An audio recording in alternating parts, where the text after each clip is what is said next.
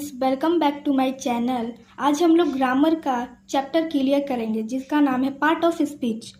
आइए इसके डिफिनेशन को समझते हैं।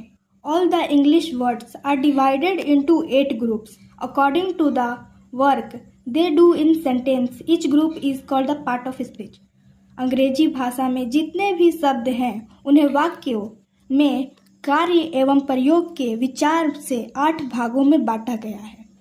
इनमें से प्रत्येक भागों को पार्ट ऑफ स्पीच कहते हैं। इसका मतलब ये है कि भाषा में जितने भी शब्द हैं उन्हें वाक्य में उनके वर्क और यूज के अकॉर्डिंग से 8 भागों में बांटा गया है। उन्हें हम पार्ट ऑफ स्पीच बोलते हैं। प्रत्येक भाग को पार्ट ऑफ स्पीच बोलते हैं। आइए इनके पार्ट्स के बारे में पढ़ते हैं। फर्स्ट पार्ट है हमारा नाउन, जिन्हें हम हिंदी में संज्ञा बोलते हैं।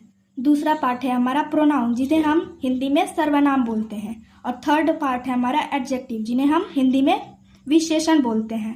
और फोर्थ पार्ट है हमारा वर्ब, जिन्हें हम हिंदी में क्रिया बोलते हैं। और फिफ्थ पार्ट है हमारा एडवर्ब, जिन्हें हम हिंदी में क्रिया विशेषण बोलते हैं। और सिक्स्थ पार्ट है हमारा प्रीपोजिशन, जिन्हें हम हिंदी में संबंध बोधक अव्यय बोलते हैं। सेवेंथ पार्ट है हमारा कंजक्शन, जिन्हें हम हिंदी में समुच्चय बोधक अव्यय बोलते हैं। और 8 पार्ट है हमारा इंटरजक्शन, जिन्हें हम हिंदी में विषमयादि बोधक अव्यय बोलते हैं।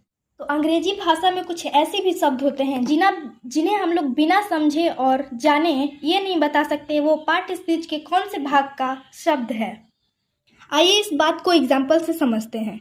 I love my country and second is she is my love. I love my country का यह मतलब है कि मैं अपने देश को प्यार करता हूँ।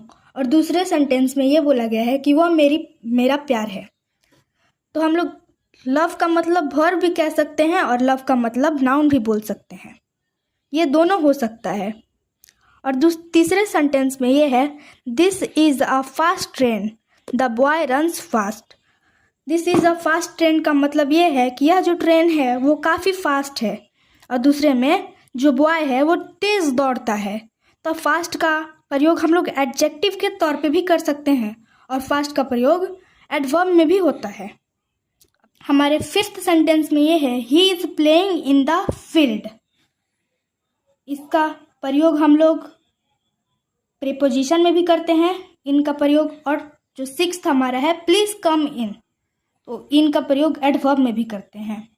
इसलिए आप ऐसे शब्द को गंभीरता से लें और इनका वर्गीकरण वाक्यों में प्रयोग देखने के बाद ही करें।